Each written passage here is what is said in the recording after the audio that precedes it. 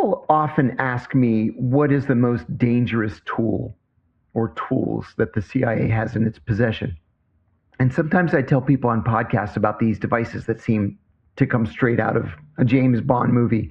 And then the comment section goes, "Oh, you're making this up. There's no way that you're telling the truth." Well, the truth is that much of it has already been made public, of representing himself, and he was found guilty on all charges. Vault 7 was an extraordinary collection of documents detailing some of the CIA's most sophisticated hacking and surveillance capabilities. WikiLeaks began to publish the files in March of 2017, and the CIA absolutely lost its mind. The Wall Street Journal prepared a clip that does a very good job of explaining what Vault 7 was. Let's go to that clip. Yeah, wow. Sean Roche, who was the CIA's deputy director for digital innovation, reportedly described this leak as a digital Pearl Harbor. Federal prosecutors in this case called it one of the most damaging acts of espionage in American history. And according to later reporting, CIA officials were so furious and so embarrassed by Vault 7 that the agency under Mike Pompeo discussed extraordinary options for dealing with Julian Assange, the founder of WikiLeaks, including plans to kidnap him, or if that were to be unsuccessful, to kill him in broad daylight in the center of London. According to the documents, the CIA and its partners developed a tool that could make a television appear to be turned off, as you saw in the video, while using its microphone to record conversations in the room. Schulte's legal troubles went well beyond Vault 7. Federal investigators also discovered child sexual abuse material while searching his devices, leading then to additional charges and additional convictions. Those crimes are horrifying, and nothing about the public importance of Vault 7 diminishes them. But neither do those crimes erase what Vault 7 revealed. Now, Josh Schulte was sentenced to 40 years in prison. He'll likely die in prison. And not just prison. He didn't go to what some people used to call Club Fed or a low security prison. He's going to spend probably the rest of his life in a maximum. Now, there are other things that we learned from the Vault 7 revelations. One of the things that's important that you heard in that clip was the issue of breadcrumbs. What a breadcrumb is a false hint that's left on a digital trail, a breadcrumb on a trail. In this case, what a breadcrumb is just one line of code, or maybe even one word of code, that's left for someone to find in a hack. But the code is written in Russian, or in Farsi, or in Chinese. So it doesn't look like the Americans or the Brits did this hack. It looks like the Russians, the Iranians, or the Chinese did the hack. Vault 7 is also known as the crown jewels of the CIA. Now, the CIA had no official response to Josh Schulte's revelations, other than this comment that this was a digital Pearl Harbor. It was, if you're a CIA leader. It was a digital Pearl Harbor.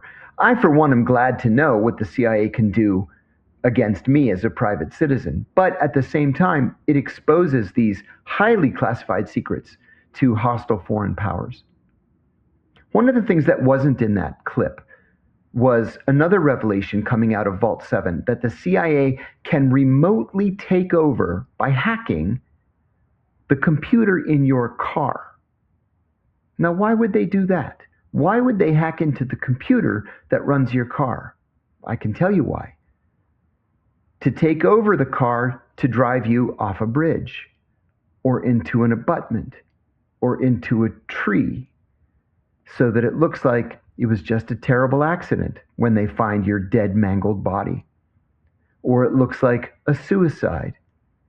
It doesn't look like you were assassinated by remote control from a long distance by the CIA. Have you ever wondered what it feels like to shoot with the same precision tech used by U.S. Special Forces? Well, good news. After years of research and development, MCG Tactical just dropped something incredible. The Stinger Combat Sight. This is not your average red dot.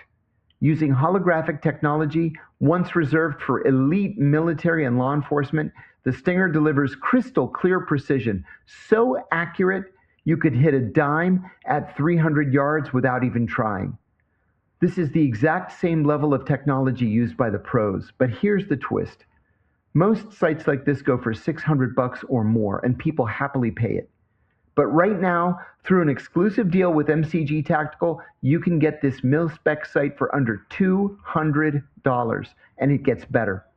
For my listeners, you're getting 67% off, and they're covering the shipping costs. Seriously, this is something you are not going to want to miss. Just scan the QR code or go to mcgtac.com/John Sting to get yours today. The only catch, supply is tight, and these things are flying off the shelves. So if you want a site built for the best, now is your shot. Grab yours before they have to shut down orders. That is mcgtac.com/John Sting. Another part of Joshua Schulte's case was the length of this sentence. Many observers thought that Schulte was going to get 20 years for this. I mean, this was a serious crime, if indeed he was guilty of it. But 20 years is a long time. 2 decades in prison. I mean, the traitor Jonathan Pollard got 30, and his information went directly to the KGB. Josh Schulte got 40. Why? Because this wasn't really just about Josh Schulte. This was about a chilling effect. This was a message to all CIA employees saying, "You're thinking of going public? Look what we did to Joshua Schulte. Do you want to die in an 8 by 10 foot cell 40 years from now? Because you will." It's not an accident that there haven't been similar leaks of technical data from the CIA. Everybody watched the Joshua Schulte trial. The Justice Department, it was revealed just recently, has just subpoenaed a journalist named Matthew Cole. Matthew Cole is a freelance reporter. He had been doing some work for the New York Times, and he had reported on a failed Navy SEAL Team 6 mission that had taken place inside North Korea. The Justice Department wants to know who talked to him. Who told him about this top secret mission? Flashlights from a North Korean fishing boat pointed in their direction. They thought they were caught by North Korean military. They immediately shot up a boat full of fishermen. They swam over to the ship. They punctured their lungs, the lungs of the fishermen, so that they could drown their bodies and sink them to the bottom of the ocean to hopefully avoid getting caught. This was an immense embarrassment for the U.S. military. And it seemed like it had been leaked by sources with an axe to grind against SEAL Team 6 over frustration that they were attempting incredibly stupid operations and only getting publicity for the successful ones. Somebody ratted them out, and they ratted them out to Matthew Cole. Let me tell you about Matthew Cole. I used to work with Matthew Cole at ABC News. We both worked for Brian Ross in the investigative team. I was the counterterrorism commentator, along with Dick Clark, the former counterterrorism czar at the White House. Matthew was a junior investigative reporter, gathering content for Brian Ross to use in his reports. We weren't close. We were cordial to one another on those rare occasions when we would see each other. In 2008, in July, Matthew Cole called me, and he said that he was writing a book on something called the Abu Omar rendition. Abu Omar was a Muslim cleric in Milan, Italy, kind of a firebrand. And the CIA had gone to the Italians and said, "We really don't like this guy, Abu Omar. We want you to help us kidnap him." And the Italians said, "What are you, out of your minds? This guy hasn't committed any crime. Just because you don't like his sermons doesn't mean that he should be kidnapped." So the CIA just kidnapped him anyway, on their own. And when they kidnapped him, they sent him to Egypt. He's Egyptian. They sent him to Egypt specifically to be tortured. And the Egyptians tortured him for something like 9 months. And then they came back to the CIA and they said, "Look, this guy doesn't know anything. He's just a preacher. He doesn't like the United States, but he's not like Al-Qaeda. He's not a terrorist. He's just a preacher." And they let him go. And he returned to Italy, and he told the story of his kidnapping and rendition to Italy. The Italians were furious. And so they issued arrest warrants for all of the CIA people involved in the operation. Everybody was undercover, but every single one of them made a mistake with their cover. You're undercover, some made-up name, and then you use the hotel phone to call your wife in your true name.